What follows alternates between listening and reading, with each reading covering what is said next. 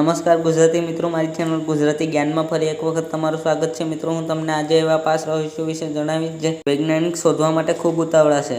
તો વધારે માહિતી આપું તે પહેલાં જલ્દીથી વિડીયો લાઇક કરી સાથે ચેનલ સબસ્ક્રાઇબ કરી બેલ આઇકનને દબાવો, જેથી કરીને નવા વિડીયોનું નોટિફિકેશન તમને મળે સૌથી પહેલાં. તો મિત્રો, પહેલું છે એલિયન્સનું રહસ્ય. વૈજ્ઞાનિકની શોધ દ્વારા ખબર પડી છે કે 10,000 વર્ષ પહેલાં ધરતી ઉપર એલિયન્સ આવ્યા હતા અને તેઓએ માણસોને સુવિચાર આપ્યો અને પછી તેઓ રાજાઓને સંદેશવાહક બનાવી અને અંતે તેઓએ આ રીતે ધરતી ઉપર ઘણી શોધ કરી.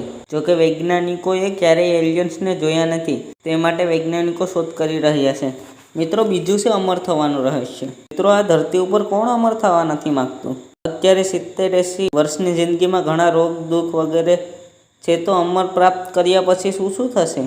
વૈજ્ઞાનિકો આ રહસ્યને સુલઝાવવા ખૂબ ગતિથી આગળ વધી રહ્યા છે. વધતી ઉંમરના પ્રભાવને રોકવા કેટલીક દવાઓ અને સર્જરીમાં વિકાસ કર્યો છે. બીજું રહસ્ય છે ગાયબ થવાનું રહસ્ય. અમર થવાથી વધારે લોકોમાં ગાયબ થવાની તમન્ના છે. જેઓએ પણ મિસ્ટર ઇન્ડિયા ફિલ્મ જોયું હશે તે જાણતા હશે કે આ ફાયદા પણ થઈ શકે. પરંતુ વૈજ્ઞાનિકો આજે પણ આના પર રિસર્ચ કરી રહ્યા છે, જેથી હજારો અદ્રશ્ય મનુષ્યો પાસે જાસૂસી કરાવી શકાય અને બીજા દેશોમાં અશાંતિ ફેલાવી શકાય. મિત્રો, ચોથું છે બ્રહ્માંડ બનવાનું રહસ્ય. આજકાલના વૈજ્ઞાનિકો બ્રહ્માંડની ઉત્પત્તિના રહસ્યને જાણવાથી વધારે બ્રહ્માંડનું અંત શોધવા ઉતાવળા છે. વૈજ્ઞાનિકો કહ્યા તો કરે છે કે ધરતીનો અંત આ રીતે થશે, પરંતુ આજ સુધી વૈજ્ઞાનિક બ્રહ્માંડના છેડે પહોંચી શક્યા નથી. એટલે તે પ્રયત્ન કરે છે કે તે બ્રહ્માંડના છેડે પહોંચી જાય. મિત્રો, અંતે 5મા ક્રમ ઉપર આવે છે ટાઈમ મશીન.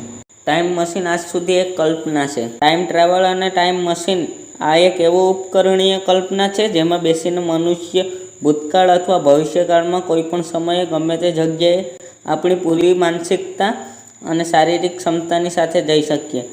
તો બસ મિત્રો, આજના વિડીયોમાં એટલું જ. તો મિત્રો, કેવો લાગ્યો વિડીયો? જો તમને પસંદ આવ્યો હોય તો તમારા મિત્રો સાથે જરૂર શેર કરો અને હા, સાથે ચેનલ સબસ્ક્રાઈબ કરી લો, કારણ કે આવા રહસ્યમય વિડીયો આપણી સરળ ગુજરાતી ભાષામાં બનાવતો જ રહું છું. તમારો બહુમૂલ્ય સમય આપવા બદલ ખૂબ ખૂબ આભાર.